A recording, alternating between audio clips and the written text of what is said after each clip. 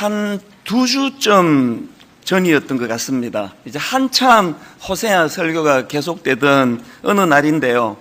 그 뜬금없이 그 가수 양희은 씨가 부른 그 노래 중에서 사랑, 그 쓸쓸함에 대하여, 그러니까 이런 제목의 노래가 있지 않습니까? 사실 저는 이제 그 노래를, 그 내용을 잘 모릅니다. 근데 그 제목이 이렇게 불쑥 떠오른 거예요. 그러면서 이런 질문이 생긴 겁니다. 왜 제목을 이렇게 지었지?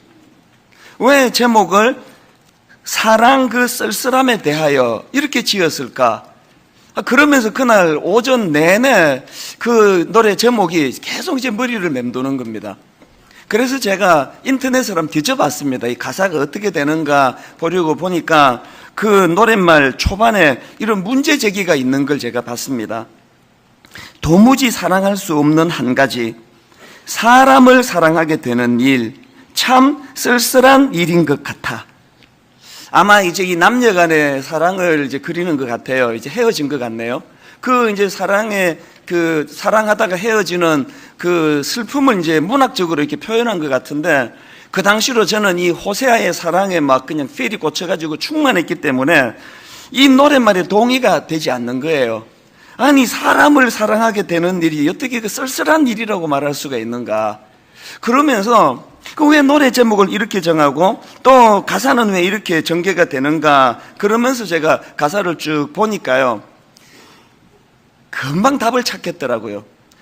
이 노랫말에서 말하는 그 사랑이 쓸쓸함으로 끝날 수밖에 없는 이유를 제가 발견했는데요, 이런 가사가 있었습니다. 사랑이 끝나고 난 뒤에는 이 세상도 끝나고 날 위해 빛나던 모든 것도 그 빛을 잃어버려. 이 남녀 간에 이제 사랑을 나누다 헤어지는 아픔 가운데 드러나는 한마디가 뭐냐, 제 눈에 확 들어온 게 날 위해 빛나던 모든 것도. 이게 그래서 제목이 사랑 그 쓸쓸함에 대하여였구나. 이 사랑이 이렇게 쓸쓸함으로 끝날 수밖에 없는 것은 그 출발이 모든 이 우주가 자기를 위해 돌아가는 거 아닙니까?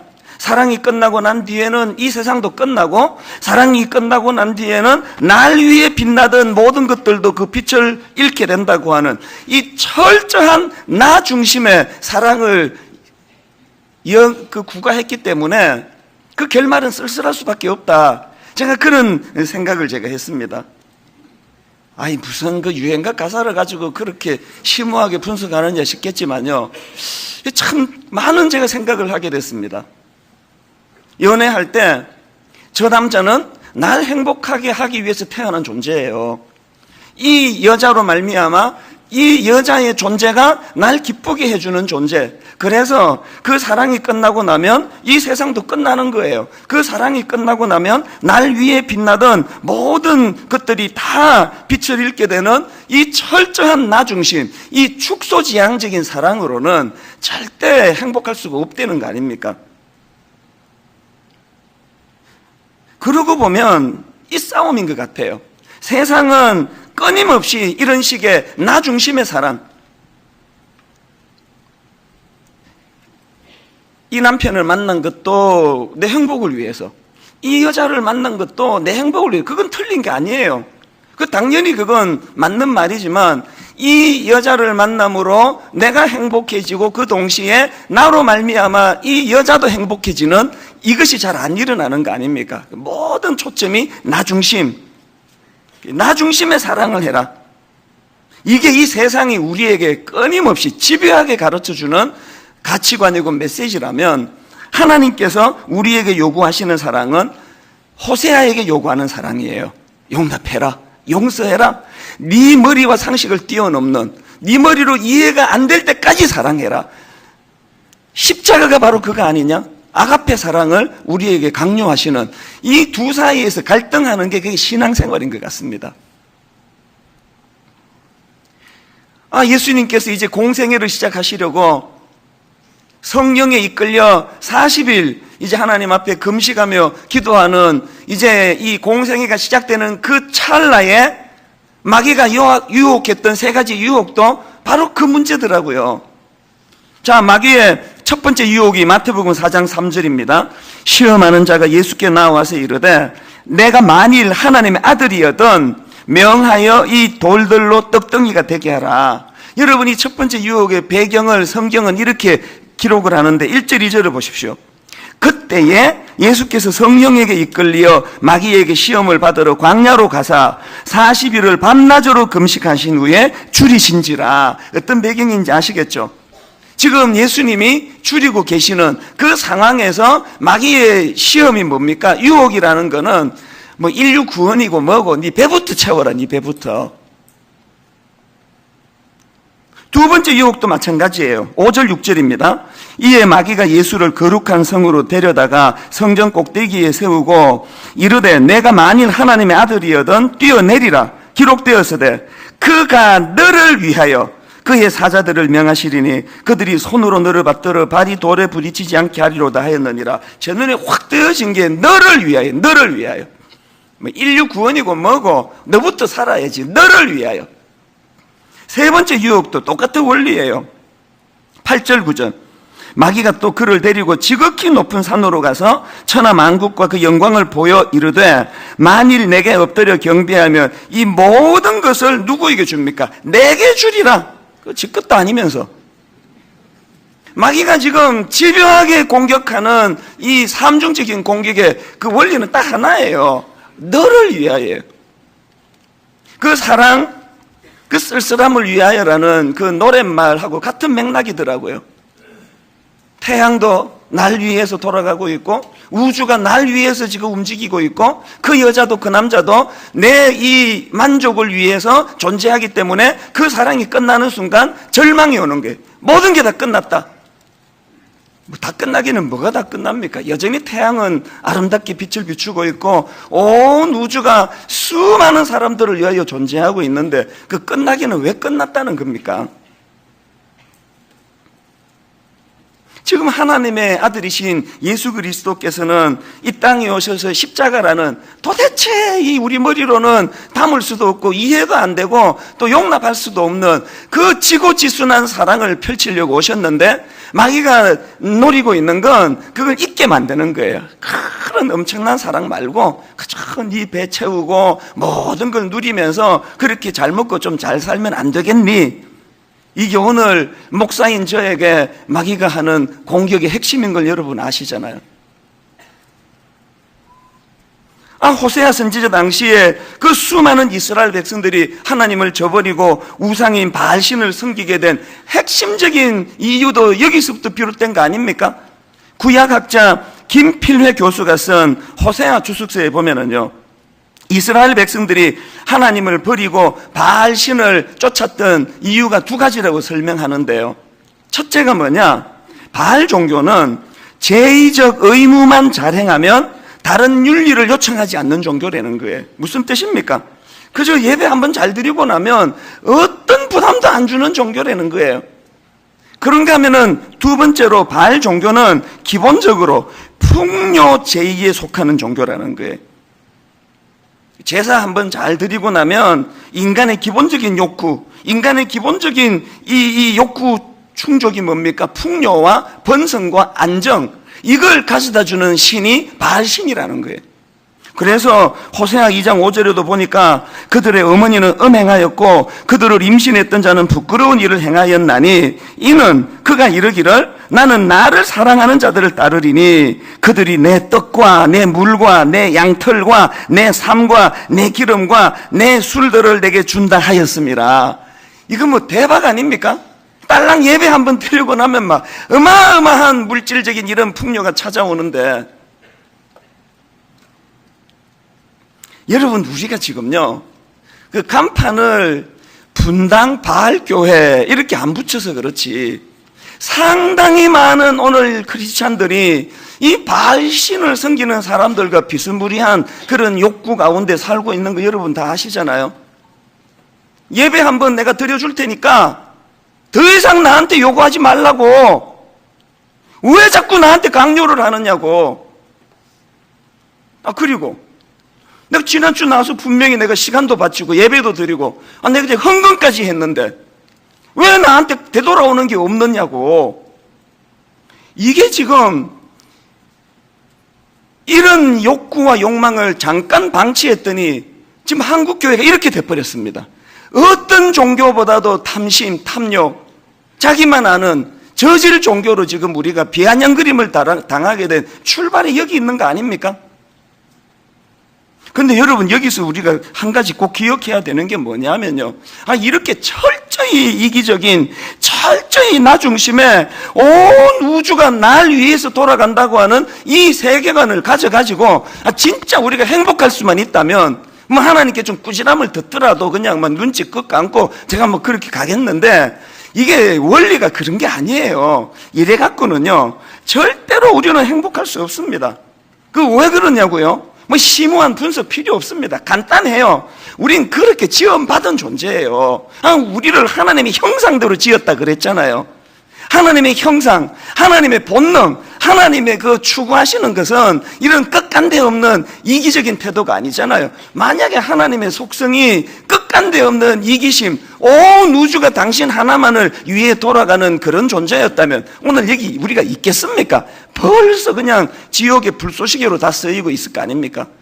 하나님의 속성이 아가페 사랑, 이타적인 사랑, 십자가라고 하는 우리 같은 이런 세속적인 사람으로는 암만 설명해도 머리에 와닿지 않는 그런 사랑을 베푸는 속성을 가졌기 때문에 그 하나님의 형상을 닮은 우리가 이 세속적인 사랑의 흉내를 내가지고는 행복할 수 없습니다. 항상 그 끝은 사랑 그 쓸쓸함에 대하여 이런 슬픈 노래를 부를 수밖에 없는 거라는 거예요. 그래서 저는 오늘 이제 이 호세아서는요, 구조가 이렇습니다. 전반부 1장부터 3장, 또 그 다음에 이제 후반부가 4장부터 14장까지인데, 제가 이번 호세아서 시리즈는 전반부인 1장부터 3장만 다룰 계획이에요. 그러니까 이제 오늘 호세아서를 우리가 그동안 배웠던 말씀들을 좀 정리하는 그런 차원에서 말씀을 나누고 싶은데요. 저는 호세아서를 보면서 신앙생활하는 우리가 이 땅을 사는 내내 처절하게 몸부림치며 싸워야 될 두 가지 구도가 있다는 걸 좀 말씀을 드리고 싶습니다. 자, 첫 번째 구도가 뭐냐? 이 싸움이에요. 자기 중심적인 사랑 대 타인의 필요를 채우는 사랑. 이 싸움이 내 내면에서 일어나고 있다는 겁니다. 지금 호세아서 1장 2절에서 하나님이 뭘 요구하십니까? 여호와께서 처음 호세아에게 말씀하실 때 여호와께서 호세아에게 이르시되 너는 가서 음란한 여자를 맞이하여 음란한 자식들을 낳아라. 여러분, 그 당시를 상상을 해보세요. 지금 만약에 아까 그 바알 종교에 지금 빠져있는 사람들, 어떤 대가 지불도 원하지 않고 그냥 한번 제사 드리고 나면 막 엄청난 보상이 따르는 바알 신에게 심취해 있는 사람들에게 이런 요구를 했다고 생각을 해보세요. 씨알도 안 먹힐 거예요. 말도 안 되는 소리를 또 하시네, 여호와 하나님. 내가 이러니까 하나님을 떠났지, 내가 이러니까. 이 수용이 되겠습니까? 3장 1절도 마찬가지 아닙니까? 여호와께서 내게 이르시되 이스라엘 자손이 다른 신을 섬기고 금포도 과자를 즐길지라도 여호와가 그들을 사랑하나니 뭘 요구합니까? 너는 또 가서 타인의 사랑을 받아 음녀가 된 그 여자를 사랑하라 하시기로. 이 얼마나 부담스러운 요구예요. 근데 여러분, 우리가요 참 하나는 알고 둘은 모르는 사람들이에요. 하나님께서 지금요 이런 말도 안 되는 부담스러운 요구를 하시지만 하나님은 이런 부담만 던지시는 분이 아니에요. 하나님은 우리에게 감당하기 어려운 거룩하고 고매한 아가페 사랑을 요구하시지만 그것을 머리로 계산하지 않고 호세아처럼 순종하고 수용하는 사람에게는 그걸 감당할 수 있는 힘도 주신다는 거예요. 여러분, 이거 아십니까? 더 중요한 한 가지가 있습니다. 바알 종교에서 추구하는 자기 중심적인 사랑을 부추기는 그런 생활에서는 꿈도 꾸지 못하는 하나를 이렇게 무리한 하나님의 요구에 순종하는 자들에게 주시는데, 그게 뭔지 아십니까? 예기치 않는 기쁨을 주신다는 거예요. 신앙생활은 이 묘미로 하는 거거든요. 신앙생활은 이 예기치 않는 기쁨, 제가 참 좋아하는 표현인데요, 그냥 이번에 승진해서 기쁨이 생겼다, 그건 자연스러운 기쁨이지 예기치 않은 기쁨이 아니에요. 내가 지금 실직을 당해서 야 이제 절망이다라고 그럴 줄 알았는데 너무나 예상하지 못한 새로운 길이 열릴 때 이걸 예기치 않은 기쁨이라 그럽니다. 여러분, 우리가 이 세상적인 가치관으로 그냥 내가 행복하기 위해서 누가 눈물을 흘리든 고통을 당하든 관심 없이 그렇게 그 축소지향적인 사랑을 하는 사람에게 절대로 맛볼 수 없는 게 예기치 않은 사랑이거든요. 지금 떡이 2개 있는데 이걸 이렇게 하나만 먹으면 여기 약간 모자라요. 둘 다 먹자니 너무 또 양이 많습니다. 그럴 때 하나를 먹고 약간 아쉽지만 눈 찔끔 감고 지금 먹지 못해 지금 굶고 있는 사람에게 이 떡 하나를 건네면은 예기치 않은 기쁨이 와요. 이 2개를 내가 다 먹고 그냥 막 소화 안 돼가지고 아이고 그냥 활명서 사 먹어야 되겠다. 그럴 때는 맛보지 못하던 예기치 않은 기쁨이 와요. 이 분명히 반을 지금 저 사람에게 좀 아까울 줄 알았는데 이런 기쁨이 있네. 이 기쁨을 누리니까 지금 우리 복지재단에다가 헌금을 그렇게 하고 가평 우리 마을에다가 이번에 특세 끝나고 헌금도 막 엄청난 헌금이 들어왔거든요. 그거 왜 하는 거예요? 그렇게 우리 이웃들과 사랑을 나눌 때 다 차지할 때보다 이게 더 기쁨이 오는 예기치 않은 기쁨을 맛보니까 그 재미로 그렇게 이웃 사랑을 위한 헌금을 하는 거 아니겠습니까? 이거 호세아도 마찬가지예요. 지난주 말씀드렸듯이 1장에서는 맹목적인 그냥 순종이었어요. 하라 하니까 그냥 한 거예요. 그러나 3장으로 넘어와가지고 그렇게 사랑으로 품어줬더니 외간 남자한테 가고 바람 펴가지고 그냥 그 가출을 했는데 하나님이 그를 또 데리고 와서 사랑하라 할 때 나누었잖아요. 자기를 위하여 호세아가. 그 사이에 뭔 일이 있었던 거예요?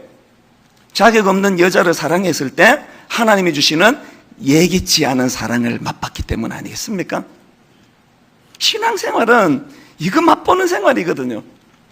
그런데 여러분 그렇게 모태신앙이라 그러고 그냥 어릴 때부터 계속 그냥 교회로 오는데 이런 사랑이 뭔지 하나도 맛못 그냥 그래도 오시는 거 보면 그 정말 대단하긴 대단해요. 기왕에 여러분 오시는데 그 바울을 한번 보세요. 바울. 인간적으로 하나님 그러시면 안 되는 거 아닙니까? 하나님 위하여 그렇게 그냥 몸바쳐 충성을 하는 바울이 지금 갓이라고 부르는 어떤 육신적인 문제가 있어가지고 그렇게 그냥 하나님께 이거 없애달라고 구하고 또 구하는데 안 들어주잖아요. 뭐 그 은혜가 족하다 그러면서 안 들어주니까 바울이 인간적으로 처음에는 그게 얼마나 야속하고 섭섭했겠냐고요. 그도 인간인데. 그런데 바울이 깊은 영적인 세계를 맛보고 나니까 예기치 않은 기도 응답이 안 됐기 때문에 얻는 예기치 않은 기쁨을 맛본 거 아닙니까? 그래서 바울이 고린도후서 12장 9절에서 이런 고백을 하는 거예요. 나에게 이르시기를 내 은혜가 내게 족하도다. 이는 내 능력이 약한 데서 온전하게 지미를 하신지라. 그 다음 보세요. 그러므로 도리어 크게 기뻐함으로 나의 여러 약한 것들에 대하여 자랑하리니 이는 그리스도의 능력이 내게 머물게 하려 함이라. 지금 이 고린도후서 12장 9절의 논리를 가만히 안 보세요. 처음에는요 하나님이 당신의 논리를 그냥 강요한 거예요. 내 은혜가 네게 족하다. 하나님이 당신의 논리를 강요해서 그걸 그냥 받았을 뿐이에요. 그랬는데 그 다음 갈수록 이는 내 능력이 약한 데서 온전해진 걸 이 예기치 않은 기쁨을 자기가 맛본 거예요. 그래서 그 하나님의 논리가 자기 논리가 된 거 아닙니까? 그래서 도리어 크게 기뻐함으로 이제 나 그런 거 안 구한다. 내 이 육신의 연약한 가시가 없어졌을 때 느낄 수 있는 기쁨, 행복보다 하나님의 말씀에 순종해서 이거를 수용하고 살아갈 때 예상하지 못한 기쁨이 내게 있었기 때문에 바울처럼 이렇게 고백하는 이 모순 같은 사랑. 여러분 이것 좀 맛보고 그렇게 신앙생활 하십니까?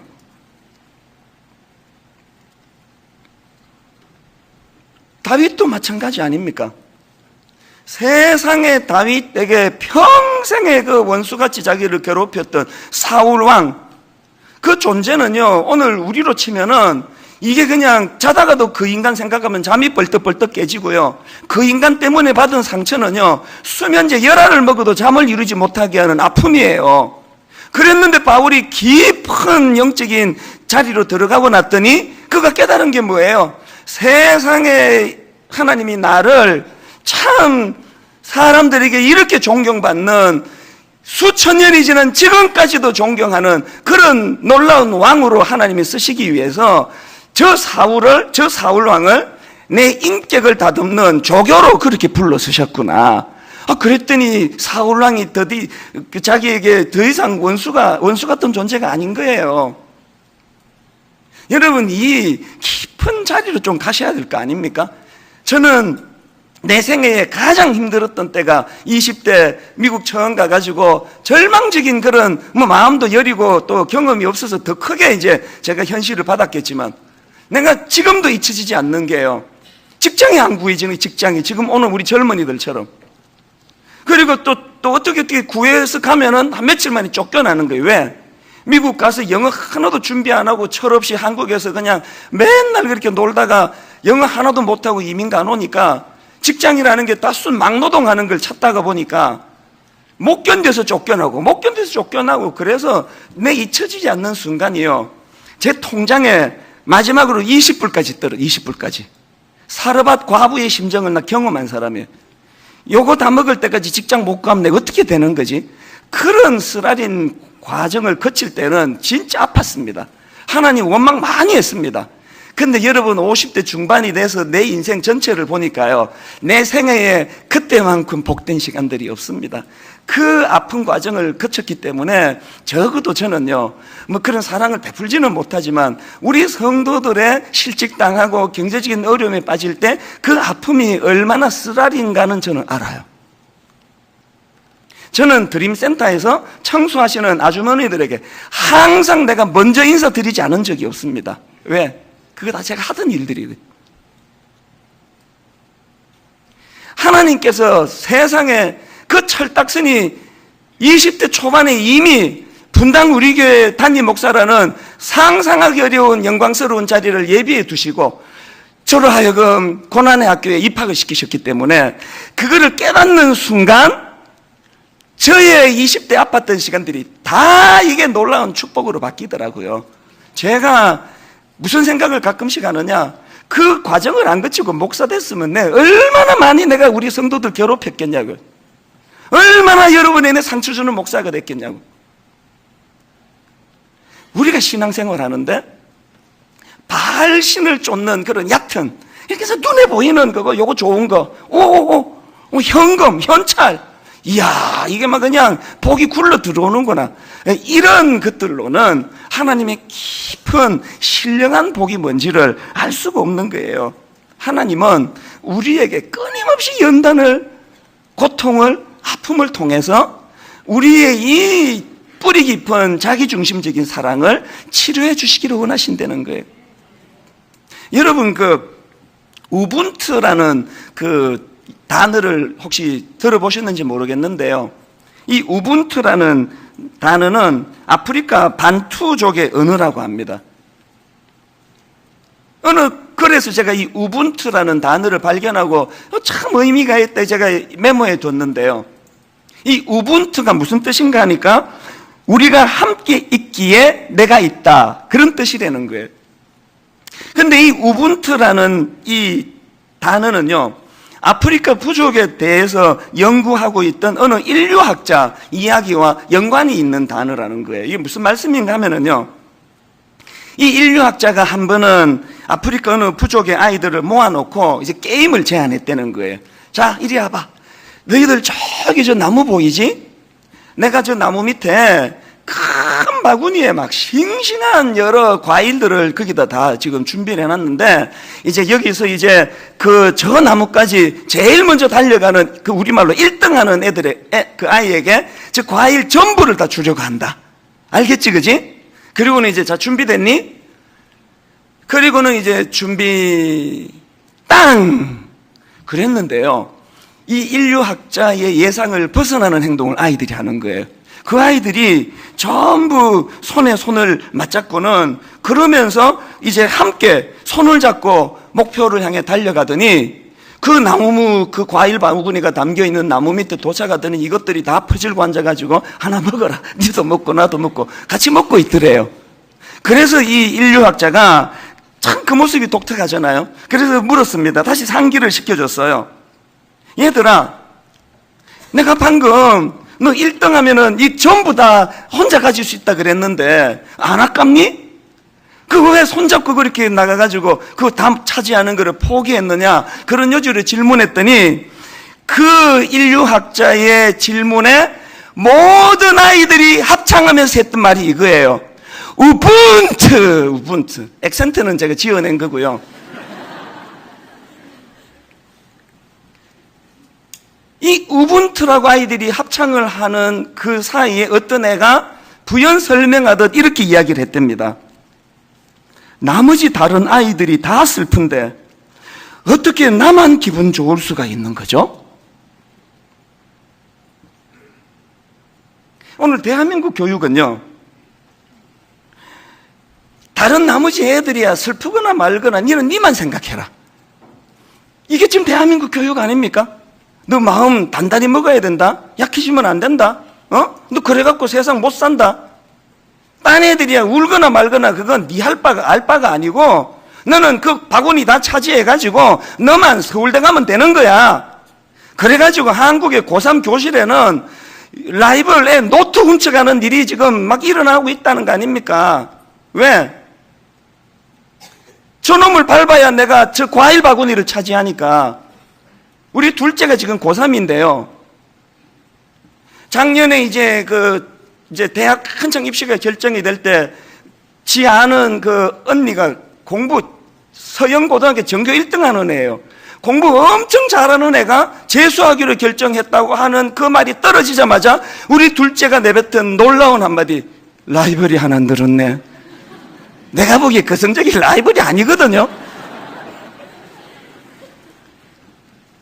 우리 아이들에게 본능적으로 접하는 이 사람들은 내가 밟아야 될 대상, 내가 행복하기 위해서는 얘들이 울어도 상관하지 않아야 된다는 이 교육을 지금 시키고 있는 거 아닙니까? 그래서 제가 읽었던 그 글에요, 이런 부연 설명이 있었습니다. 내가 너를 위하면 너는 나 때문에 행복하고 너 때문에 나는 2배로 행복해질 수 있다. 이게 우분투의 정신이라는 거예요. 하나님은 오늘도 우리가 여기까지 깨닫기를 원하시는 거예요. 여기까지. 그런가 하면은 두 번째로 신앙인인 우리가 이 땅에서 싸워야 될 구도가 하나 더 있는데 그게 뭐냐? 자기 세계에 갇힌 좁은 시야 대 시선을 보다 높은 곳을 향하기. 이 구도의 싸움이라는 거예요. 제가 이 호세아서를 읽다가 발견한 게 하나 있는데요. 하나님께서 지금 호세아에게 이제 아내를 누구를 하고 자녀 이름을 어떻게 짓고 이 개인사를 말씀하시는데 거기에 꼭 민족을 갖다 껴 넣는 거예요. 예외가 없더라고요. 자, 보시겠습니까? 1장 2절입니다. 여호와께서 처음 호세아에게 말씀하실 때 여호와께서 호세아에게 이르시되 너는 가서 음란한 여자를 맞이하여 음란한 자식을 낳아라. 여기까지는 개인사예요. 누구랑 결혼해라. 근데 그 다음에 부연 설명이 뭐예요? 이 나라가 여호와를 떠나 그게 음란함이니라 하시니. 3절 4절도 보십시오. 이에 그가 가서 디블라임의 딸 고멜을 맞이하였더니 고멜이 임신하여 아들을 낳으매 여호와께서 호세아에게 이르시되 그의 이름을 이스라엘이라 하라. 여기까지는 개인사예요. 그 다음에 사족을 붙이시는 게 조금 후에 내가 이스라엘의 피를 예후의 집에 갚으며 이스라엘 족속의 나라를 패할 것이미로다. 이거 민족사 아닙니까? 6절도 똑같은 원리예요. 고멜이 또 임신하여 딸을 낳으매 여호와께서 호세아에게 이르시되 그의 이름을 로루아마라 하라. 여기까지는 개인사예요. 그 다음에 토를 답니다. 내가 다시는 이스라엘 족속을 긍휼히 여겨서 용서하지 않을 것임이니라. 8절 고멜이 로루아마를 젖된 후에 또 임신하여 아들을 낳으매 여호와께서 이르시되 그의 이름을 로암미라 하라. 너희는 내 백성이 아니요 나는 너희 하나님이 되지 아니할 것임이니라. 지금 호세아에게 결혼하는 문제, 자녀 이름 정하는 개인사에다가 계속 하나님은 그 민족에 관한 이야기를 하고 계시는 거예요. 이게 뭘 의미할까요? 호세아가 선지자로서 그저 내 가정, 내 아내, 내 자녀 이런 좁은 자기 세계에 갇혀 있지 못하도록 넓은 곳을 바라보기를 원하시는 하나님의 마음이 담겨 있는 거 아니겠습니까?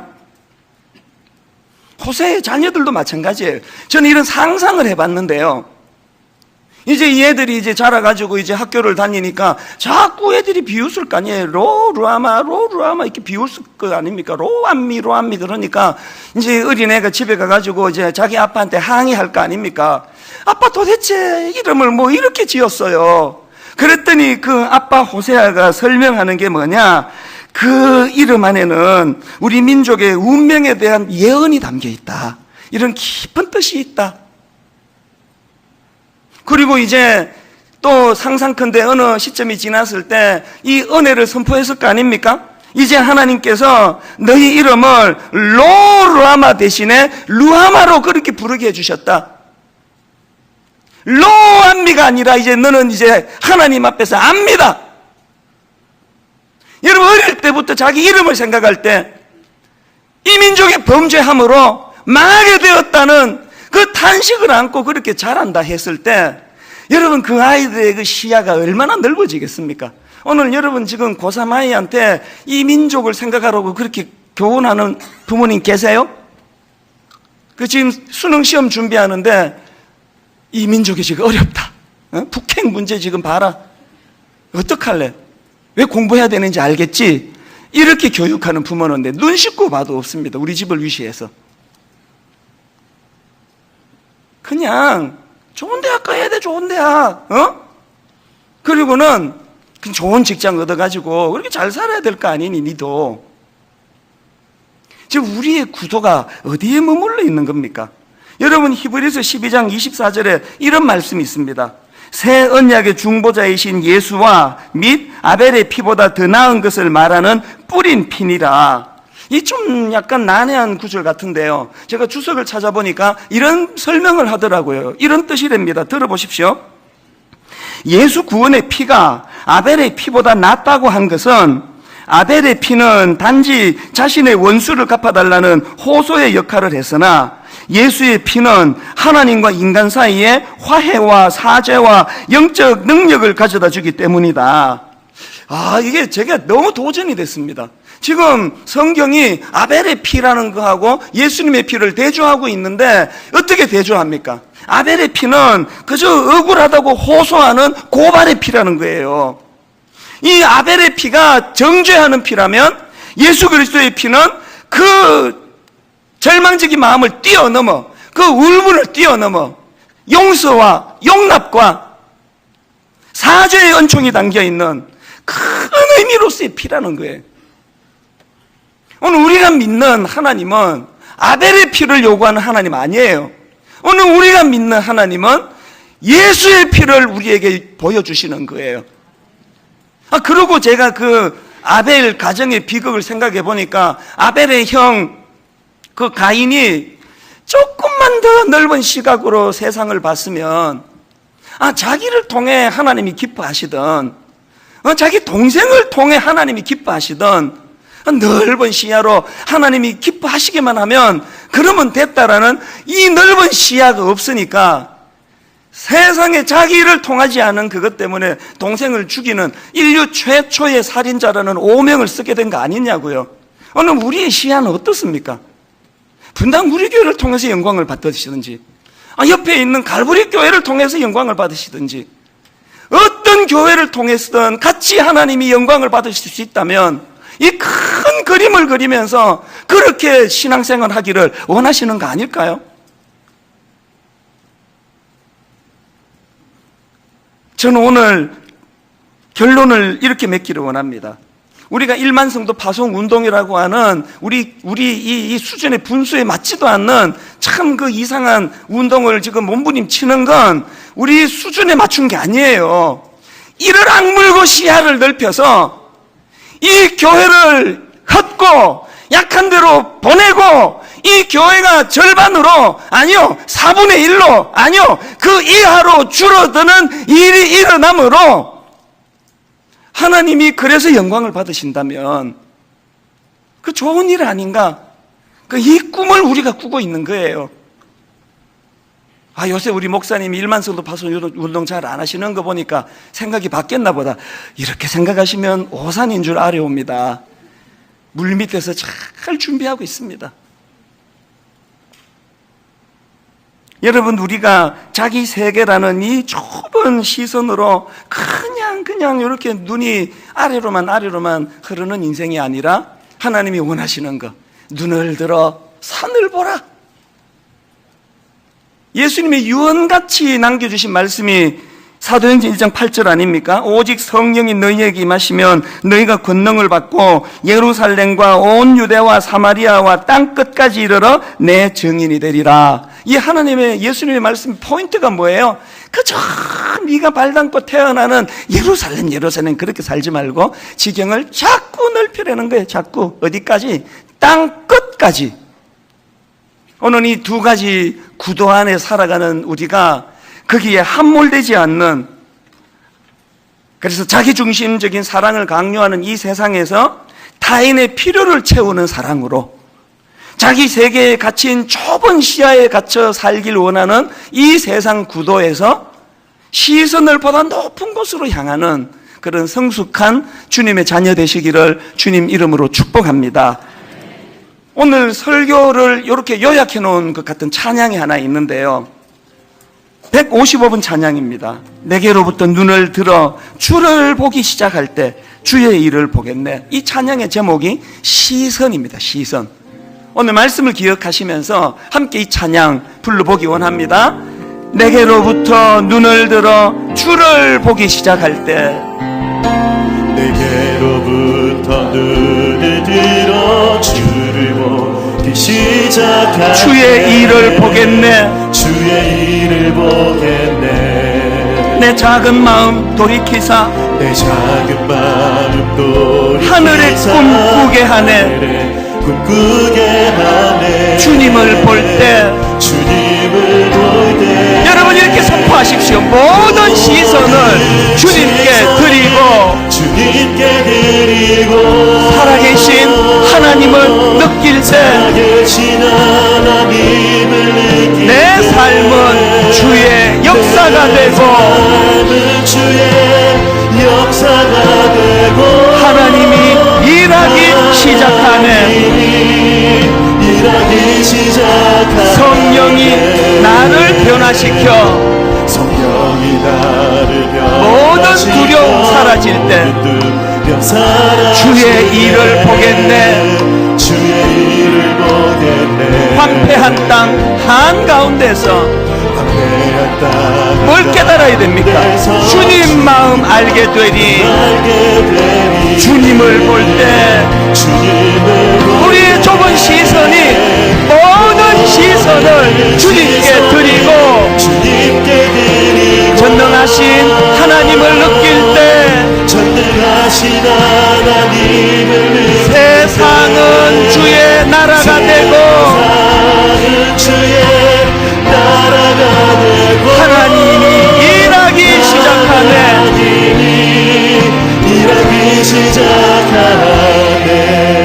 지금 연단 중에 계신 분 많으시죠? 그 좁은 시각으로는 그 문제 해결 안 됩니다. 제가 겪었거든요. 20대에 내 삶 주변의 문제를 놓고 시선이 그렇게 좁아갖고는 답이 안 나오더라고요. 그런데 무려 30년의 세월이 지나고 내 인생을 큰 그림으로 봤더니 제가 겪었던 그 아팠던 과정들은 내 인생에 필연적으로 필요한 과정이더라고요. 더군다나 이게 진짜 축복이었구나. 이게 제가 그 연단에 아팠던 눈물 나던 절망하던 연단의 과정이 없었더라면 제가 어떤 목사가 됐을지 아찔합니다. 아찔해. 지금도 이렇게 철이 없는데, 여러분 우리 시선이 너무 좁은 거 아닙니까? 그저 눈앞에 있는 그 아웅다웅하는 그런 시선을 가지고는 안 됩니다. 그래서 우리 시선을 누가 확장시켜 주시느냐? 성령님이라는 거예요. 우리 2절 같이 찬양할 때 사모하시면서 정말 간절하게 이 가사가 내 삶에 구현되기를 원합니다. 성령이 나를 변화시켜 모든 두려움 사라질 때 그때 비로소 주의 일을 보겠네. 내 작은 마음 돌이키사 하늘의 꿈을 꾸네. 주님을 볼 때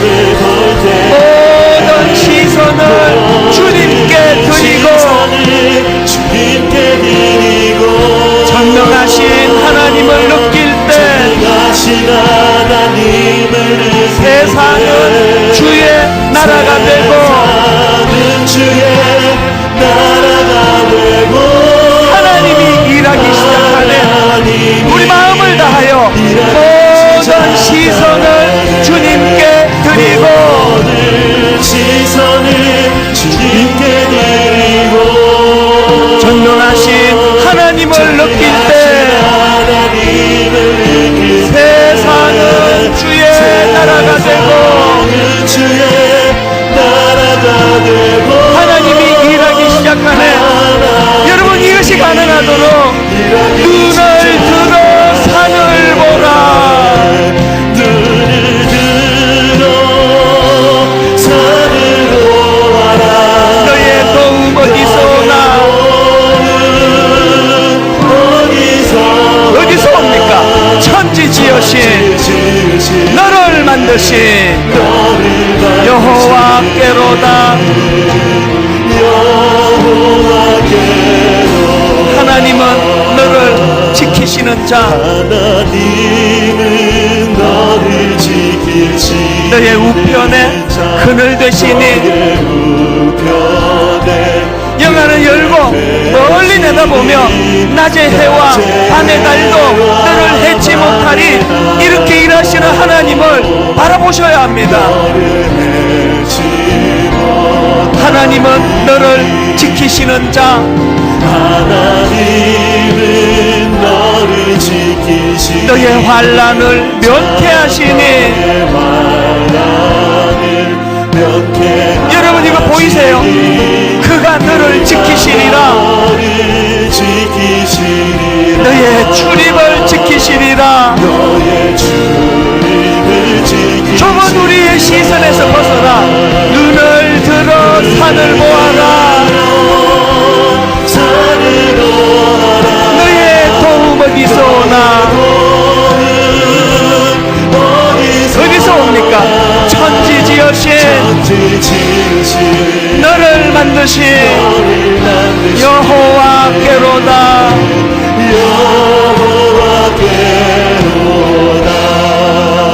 오늘 같이 기도하실 때 특별히 우리 자녀들을 위하여 하나님, 지금 현실적으로 우리 대한민국 교육은 세상의 좁디 좁은 눈으로 만드는 교육입니다.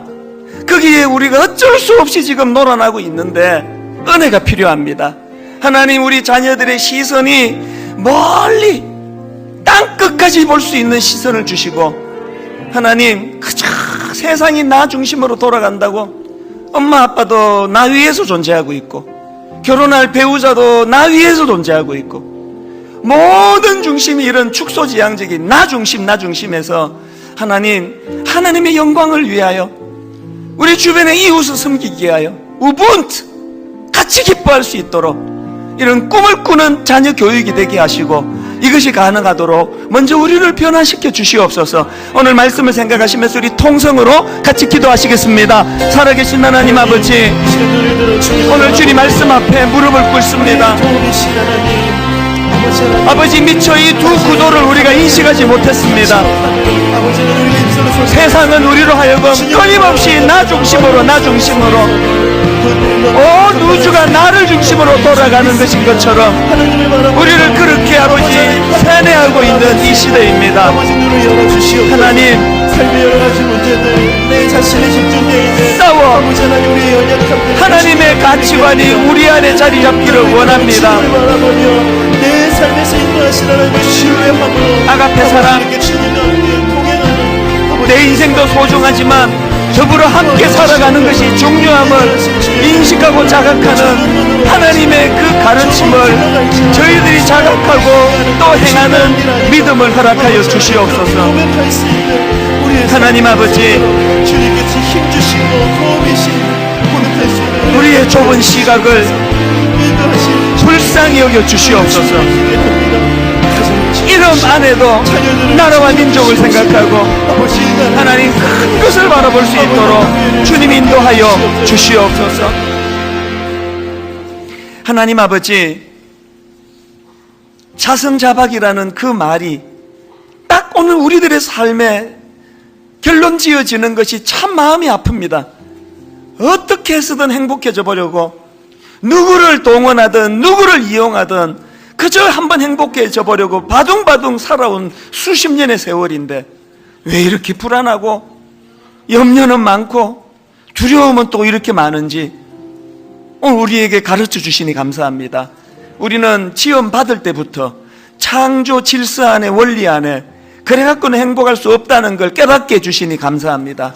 오늘 이 말씀이 내 안에 놀라운 변화를 가져다 주실 뿐만 아니라 잘못된 자녀 교육에도 우리 가정을 살리는 일에도 아버지 이 말씀이 쓰임받도록 함께하여 주시옵소서. 오늘 쓰라리고 아픈 광야길을 걷고 있는 많은 성도님들이 있습니다. 기왕에 아프고 힘든 광야길을 걷는데 이 하나님의 깊으신 뜻을 발견하고야만은 은혜가 되는 광야길 되게 하여 주시옵소서. 감사드리옵고 예수님 이름으로 기도드립니다. 아멘. 우리 다 자리에서 일어나셔서 찬송가 391장입니다. 메마른 땅을 종일 걸어가도 나 피곤치 아니하며 이 예기치 않은 은혜와 기쁨을 노래하기 원합니다. 오 놀라운 구세주 예수 내 주.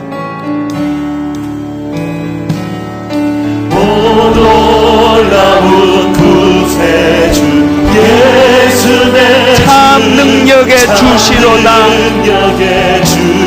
여러분 이 은혜를 아십니까? 큰 바위 및 안전한 그곳으로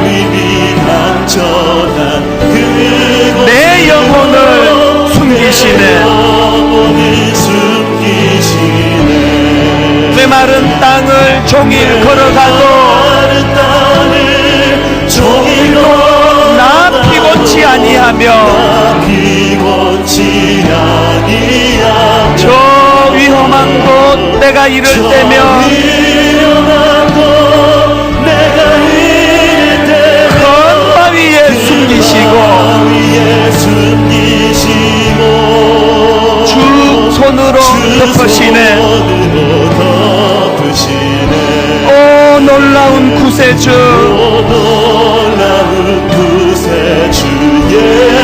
내 모든 짐 벗기시네.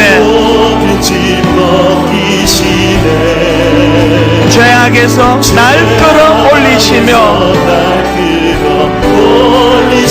또 나에게 힘주시네. 메마른 땅을 종일 걸어가도 나 피곤치 아니하며 저 위험한 곳 내가 이를 때면 큰 바위에 숨기시고 주 손으로 덮으시네.